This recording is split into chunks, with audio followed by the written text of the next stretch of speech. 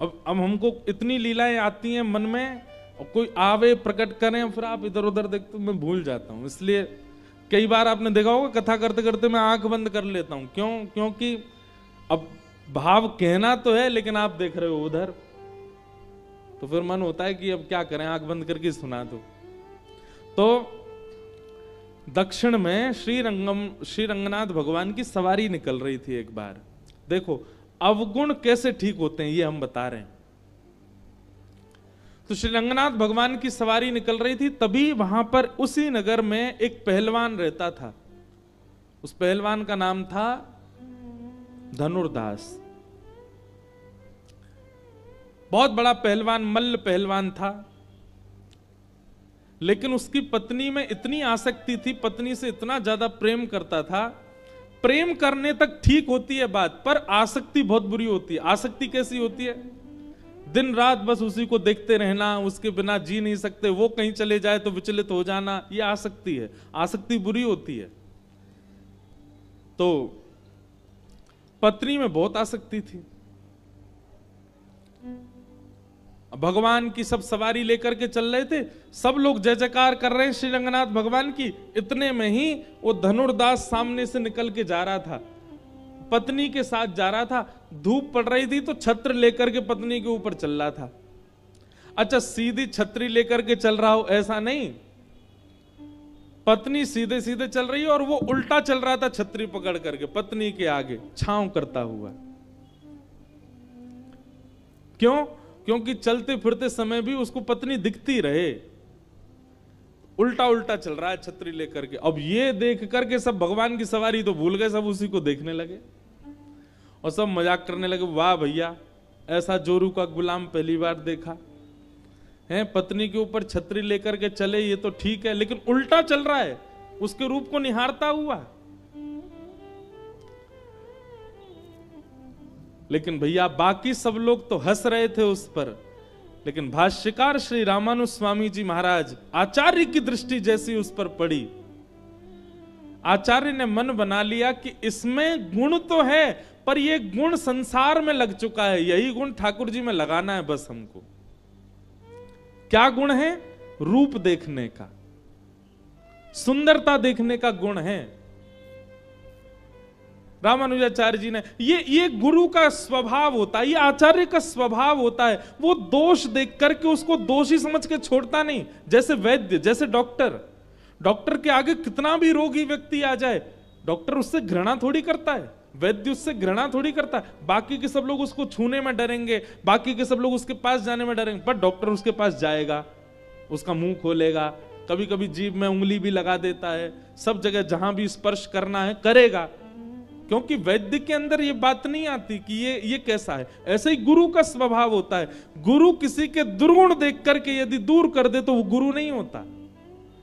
गुरु का स्वभाव कैसा होता है कि किसी के दुर्गुण देख करके तुरंत उसको स्वीकार करता है और उसके दुर्गुण को सद्गुण में परिवर्तन करने का प्रयास करता है। ये गुरु का स्वरूप होता है। रामानुजाचार्य जी ने देखा कि भाई पत्नी के पीछे छत्र लेके चल रहा है, और वो भी उसके रूप को देखता हुआ। गुण तो है इसमें, क्या? दर्शन का गुण है, पर संसार के प्रति लगा है। यही ठाकुर जी में लगाना है। सवारी जब पूरी हुई, रामानुजाचार्य जी ने अपने कुछ शिष्यों को बुलाया और कहा, वो जो छतरी लेकर के चल रहा था अपनी पत्नी के पीछे, तो सब जोर के हंस के बोले, अरे वो धनुर्दास है महाराज, वो जब निकलता है घर से तो पूरा नगर तमाशा देखता है, अपनी पत्नी के पीछे पीछे ऐसे आगे आगे चलता है उल्टा छतरी लेके। हाँ, उसी को बुलवाओ, मठ में बुलवाओ। सब वैष्णव विचार करने लगे, वो इतना दोषी व्यक्ति, इतना दुर्गुण युक्त व्यक्ति, इतना कामी व्यक्ति, और आचार्य उसको मठ में बुला रहे हैं। सब गए और धनुर्दास के पास जाके कहा, बोले श्रीमद रामानुजाचार्य जी महाराज ने आपको बुलाया है, चलो।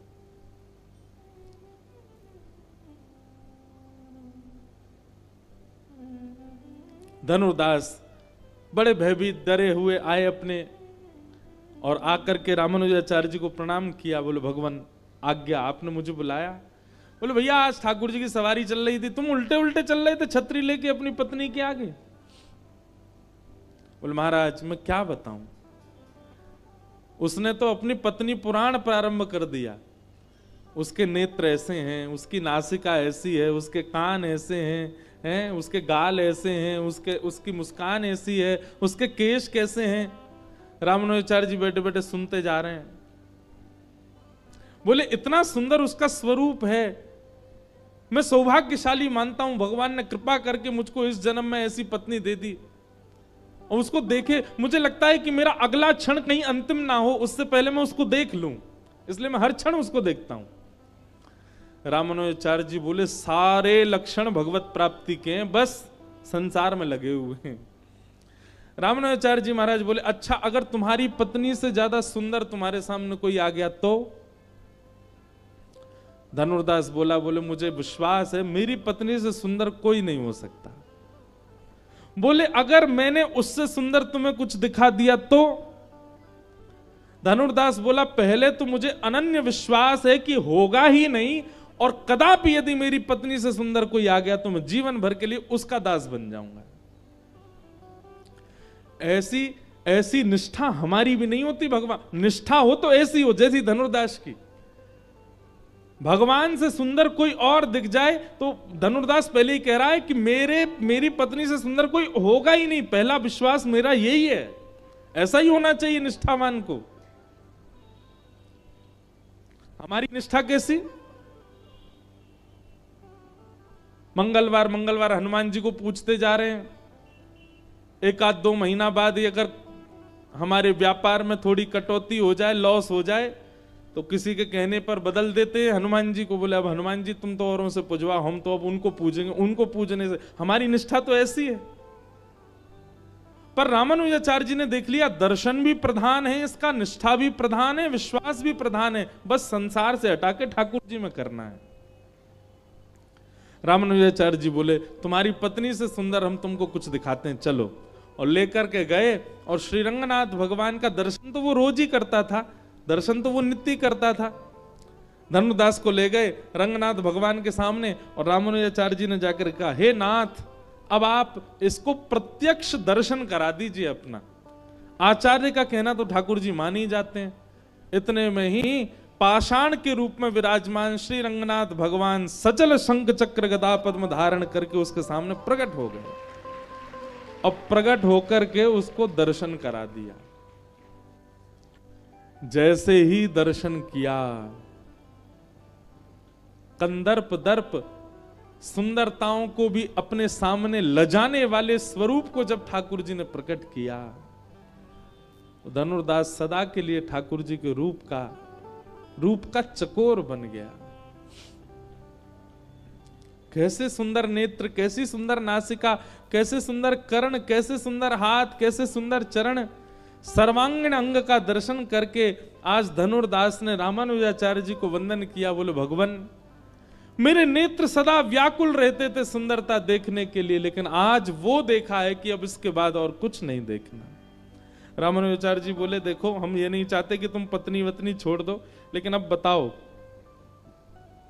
पत्नी के प्रति वो भाव है जो पहले? बोले नहीं भगवान वो मेरी पत्नी है, गृहिणी है, मैं तो उसको भी लेके आऊंगा और उसको भी इनका दर्शन कराऊंगा। अब अकेले नहीं, दोनों मिलकर के केवल इनकी आराधना करेंगे। और धनुर्दास अपनी पत्नी के साथ श्री रंगनाथ भगवान का सदा के लिए शिष्य हो गया। ये गुरु कृपा होती है, ये आचार्य कृपा होती है। तो अवगुण यदि चित्त में प्रकट हुआ है, वो अवगुण बाधा बनेगा भगवत मिलन में। उस अवगुण का एक ही तरीका है कि आचार्यों के सामने कथाओं में जब आते हैं तो कथा में आकर के उस अवगुण को प्रधान रख करके कथा सुनो। मेरे अंदर ये अवगुण है, इस भाव से अब कथा सुनो। धीरे धीरे वही अवगुण ही ठीक होगा कथा से। मुझ में ये दोष है, उस दोष को प्रधान रख के कथा सुनो। आप गुणवान मान करके स्वयं को कथा सुनोगे। क्यों श्रोताओं को नीचे जमीन पर बैठाया जाता है? ताकि भीतर दीनता आवे, ताकि भीतर सरलता आवे, ताकि भीतर ये भाव आवे कि हम दीन हैं, तभी कथा समझ में आएगी। आप बुरा नहीं मानिएगा सोफा और कुर्सी पर बैठे लोग, पर कथा का विधान तो नीचे बैठ के ही है। जिनके घुटने ठीक नहीं है, जिनकी कमर ठीक नहीं है, उनको कोई बात नहीं, पर जिनके हाथ पांव बिल्कुल स्वस्थ हैं फिर भी ऊपर बैठ गए, कथा उनको कुछ कर नहीं पाएगी, वो समझ नहीं पाएंगे। कथा के लिए तो आपको दीन बनना पड़ेगा, तभी कथा आप पर अनुग्रह करेगी। बिना दीन बने मतलब ये तो वही बात हो गई, घाट के ऊपर खड़े होके कह रहे हो गंगा जी यहीं आके नहा जाओ, गंगा जी कहेंगी नीचे आ, और आकर के डुबकी लगा, गोता जब खावेगो तब तेरे ऊपर से निकलूंगी, तब तेरे पाप नष्ट करूंगी। वैसे ही कथा भी गंगा है, उसके लिए नीचे ही बैठना पड़ता है। उसके लिए दीन, नीचे बैठने का मतलब दीन बनना, नीचे बैठने का मतलब सरल बनना, नीचे बैठने का मतलब अपनी उपाधियों का त्याग कर देना। बहुत भाव है। और भैया एक बात सुनिएगा, ये 4 दिन से जो ये इतने ज्ञान के प्रसंग चल रहे हैं ना, वो इसलिए चल रहे हैं ताकि रस प्रसंग में जाओ तो कहीं उसमें आप में कोई अपराध ना बन जाए। क्योंकि जब रस प्रसंग में जाते हैं ना, श्री जी और ठाकुर जी के नित्य लीला का जब हम श्रवण करते हैं, ठाकुर जी के नित्य विहार का जब हम श्रवण करते हैं, तो कहीं ना कहीं किंचित उन लीलाएं और उन भावों में हमारे चित्त में कोई दोष उत्पन्न ना हो जाए, इसके लिए ये ज्ञान के परकोटे लगाने पड़ते हैं पहले।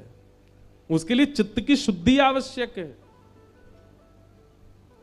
इसलिए आप सब में देखो, हम लोग गुणवान नहीं है, बहुत अवगुण है हमारे अंदर। उन अवगुणों को अभी चिंतन कर लो यहीं बैठे बैठे, मेरे अंदर क्या क्या अवगुण है जो आपको पता है और हम सबको पता है हमारे अंदर अवगुण क्या है। उन अवगुणों को चित्त में धारण करके तब कथा सुनो। कथा आपको परिवर्तित कर देगी। 7वें दिन वो अवगुण का नामो निशान नहीं बचेगा जीवन में। ये कथा का प्रभाव है। हमने कितनों को बदलते देखा कथा से, और वह बदलाव कोई ऐसा नहीं कि आप सामान्य ही रहोगे, वह बदलाव यह अनुभूति कराएगा कि श्री कृष्ण मिल रहे हैं, श्री कृष्ण अब आ रहे हैं।